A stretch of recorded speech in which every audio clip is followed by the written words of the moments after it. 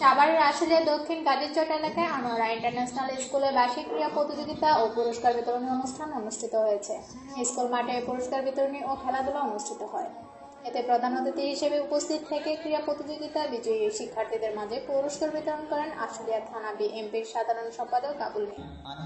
এ সময় আনোয়ারা ইন্টারন্যাশনাল স্কুলের প্রতিষ্ঠাতা চেয়ারম্যান আলী আজম ও আনোয়ারা ইন্টারন্যাশনাল স্কুলের ম্যানেজিং কমিটির সভাপতি নুরুল ইসলাম সহ গণ্যমান্য ব্যক্তিবর্গ উপস্থিত ছিলেন।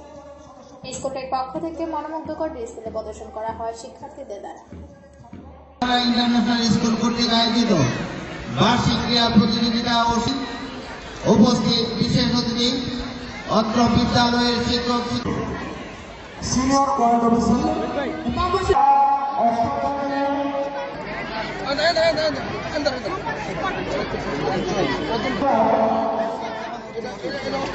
Anha is carrying the team tiger white and pink.